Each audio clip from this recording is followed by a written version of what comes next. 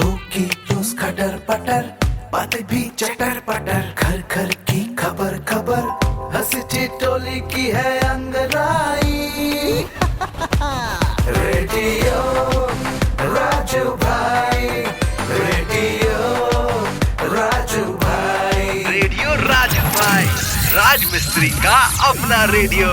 नमस्कार मेरे प्यारे राजमिस्त्री भाइयों, मैं हूँ राजू भाई और लेकर आ चुका हूँ आप सभी के लिए सबसे पसंदीदा प्रोग्राम, आपका पसंदीदा प्रोग्राम रेडियो राजू भाई, राजमिस्त्री का अपना radio, powered by UltraTech cement, देश का नंबर 1 सीमेंट। दोस्तों शुरू करते हैं आज का प्रोग्राम और सबसे पहले प्रोग्राम में आज का विचार। जल्द मिलने वाली चीजें ज्यादा दिन तक नहीं चलती और जो चीजें ज्यादा दिन तक चलती हैं वो जल्दी नहीं मिलती। ये तो बिल्कुल सिंपल सा सिद्धांत है दोस्तों। अगर हम मेहनत करेंगे, कोशिश करेंगे, तब जाकर हमें उस चीज से हम रूबरू हो पाते हैं, वो चीज हासिल कर पाते हैं जो हमारे लिए बेहतर है। क्योंकि वो बेहतर है इसीलिए हमें ज्यादा मेहनत करनी पड़ती है, ज्यादा वक्त लगता है। दोस्तों जब आप मेहनत की बात कर रहे होते हैं तो अक्सर ऐसा होता है ना कि हम बहुत सारे काम के बारे में सोचते हैं कि चलो आज नहीं कल कर लेंगे, बाद में कर लेंगे, 1 घंटे बाद कर लेंगे, थोड़ी देर के बाद कर लेंगे। ऐसा हम अक्सर करते हैं। वो क्या है, इसे ही कहते हैं टाल मटोल की आदत। और टाल मटोल की आदतें जो होती हैं दोस्तों,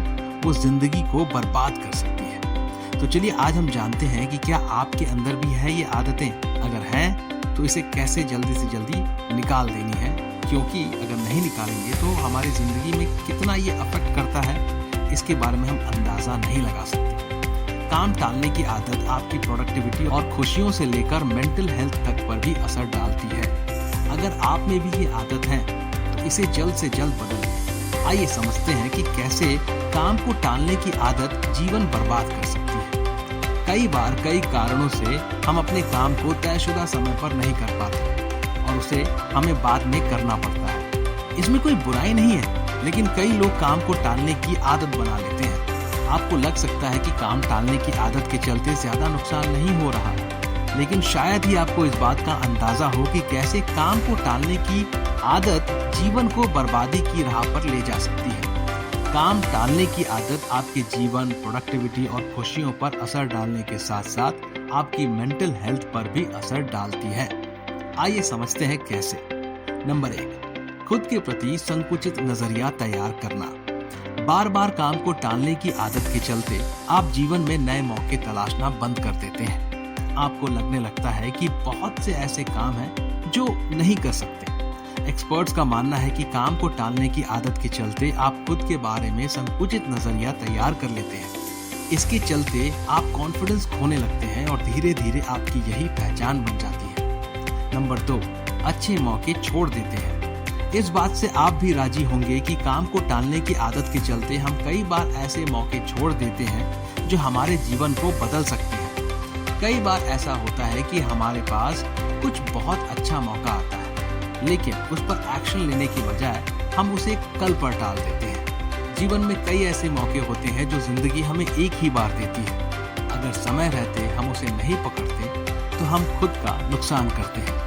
नंबर 3, गोल्स से दूर करती है टाल मटोल की आदत। जीवन में आगे बढ़ने के लिए हम सब अपने लिए कोई ना कोई गोल्स जरूर सेट करते हैं, पर क्या आपके गोल्स बिना काम किए ही पूरे हो सकते हैं? नहीं, ऐसा कभी नहीं होता। अगर आपने कोई गोल सेट किया है तो आपको उसके लिए काम करने की जरूरत है, लेकिन हमारे काम को टालने की आदत हमें गोल से दूर कर देती है। नंबर 4, खुद का करियर कर लेंगे बर्बाद। आपके काम टालने की आदत के चलते आप अपनी प्रोफेशनल लाइफ को खराब कर सकते हैं। टाल मटोल के चलते आप किसी भी काम को उसकी डेडलाइन तक पूरा नहीं कर पाएंगे। आप अपने टारगेट्स को पूरा नहीं कर पाएंगे।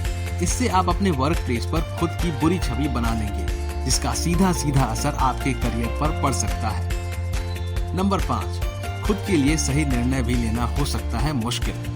काम को टालने की आदत का असर आपके निर्णय लेने की क्षमता पर भी पड़ता है।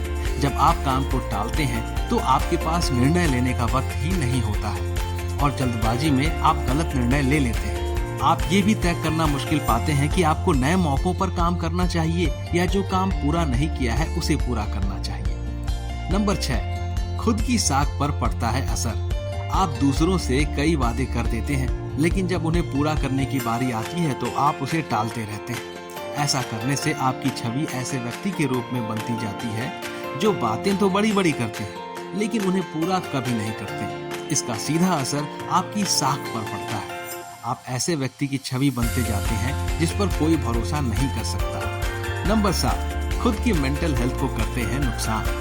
काम को टालने की आदत के चलते आपके पास काम का पहाड़ इकट्ठा होता जाता है। जब आपके पास एक वक्त पर बहुत सा काम करने के लिए होता है तो आपको स्ट्रेस होने लगता है। सभी कामों को पूरा करने के लिए आप परेशान होने लगते हैं। काम का प्रेशर आपकी मेंटल हेल्थ पर असर डालता है। तो दोस्तों, इतना सारा नुकसान होता है अगर आप टालने मटोलने की आदत पर कंट्रोल नहीं करते हैं तो जाहिर सी बात है, हम अपना इतना नुकसान क्यों करें। और उसे रोकने का सिर्फ एक ही तरीका है, अपनी टाल मटोल की आदत पर कंट्रोल। तो मैं उम्मीद करता हूं और मैं जानता हूं कि आप इस पर तुरंत कंट्रोल करेंगे। दोस्तों, रुक करते हैं पंचतंत्र की एक लाजवाब कहानी की ओर। लेकिन उससे पहले मैं अपने राजमिस्त्री भाइयों को याद दिला दूं कि केवल अल्ट्राटेक सीमेंट का ही इस्तेमाल करें, क्योंकि बढ़िया काम तो बढ़िया नाम।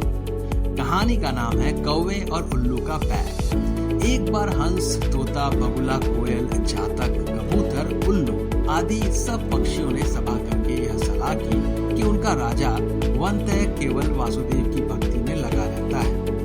व्याधों से उनकी रक्षा का कोई उपाय नहीं करता, इसलिए पक्षियों का कोई अन्य राजा चुन लिया जाए। कई दिनों की बैठक के बाद सबने एक सम्मति से सर्वडक सुंदर उल्लू को राजा चुना। अभिषेक की तैयारियां होने लगी। विविध तीर्थों से पवित्र जल मंगाया गया।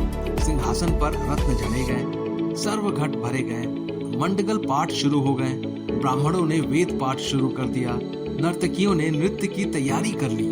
उल्लूकराज राज्य सिंहासन पर बैठने ही वाले थे कि कहीं से एक कौवा आ गया। कौवे ने सोचा, यह समारोह कैसा, यह उत्सव किस लिए। पक्षियों ने भी कौवे को देखा तो आश्चर्य में पड़ गए। उसे तो किसी ने बुलाया ही नहीं था। फिर भी उन्होंने सुन रखा था कि कौवा सबसे चतुर, कूट राजनीतिज्ञ पक्षी है।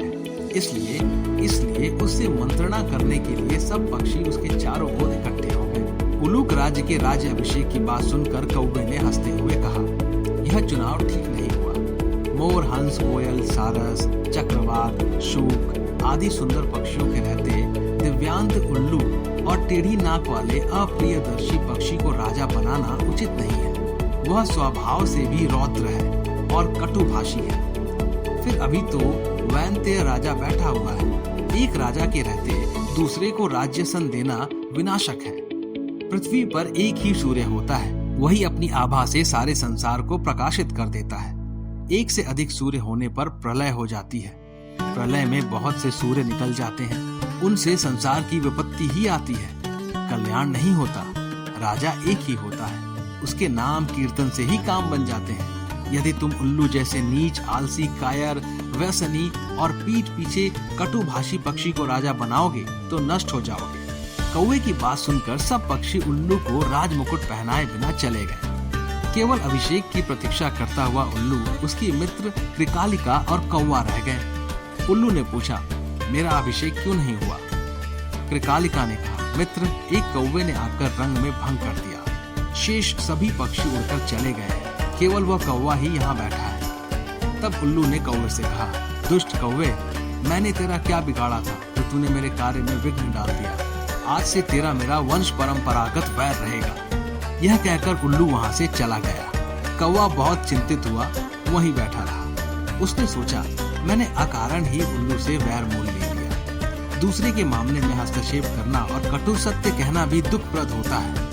यही सोचता सोचता वो कौवा वहां से चला गया। तभी से कौवों और उल्लुओं में स्वाभाविक वैर चलता रहता है। दोस्तों, इस कहानी से हमें यह सीख मिलती है कि खामखा किसी की बुराई करने से बेहतर ये है आप अपने काम में ही मग्न रहें। किसी का बुरा करने से हमारा भला कभी नहीं हो सकता। इसीलिए जब ऐसा हो रहा हो तो किसी की बुराई करने के लिए सबसे पहले आगे वहां नहीं जाना चाहिए, बल्कि अपने आप में ही मग्न रहना चाहिए और अपने काम पे ध्यान देना चाहिए। दोस्तों, अब मैं आपको एक रोचक तथ्य बताने वाला हूँ, उसके बाद मैं लूंगा आप सभी से इजाजत। तो आज का रोचक तथ्य जो है वो कहता है कि घोड़ा है या घोड़ी, इस बात का पता आप उनके दांत देखकर लगा सकते हैं। ज्यादातर घोड़े के 40 दांत होते हैं, जबकि घोड़ियों के 36, 4 दांत कम। खैर, ये जानकारी आपको बहुत काम आएगी जिस दिन आप किसी अस्तबल में जाएंगे। दोस्तों, मैं लेता हूँ आप सभी से इजाजत। हम मिलेंगे अगले एपिसोड में नई बातचीत के सिलसिलों के साथ। अपना ख्याल रखिए और मुझे इजाजत दीजिए। शुक्रिया दोस्तों। राजू भाई, रेडियो राजू भाई, रेडियो राजू भाई, राज मिस्त्री का अपना radio. Brought to you by Ultratech Cement.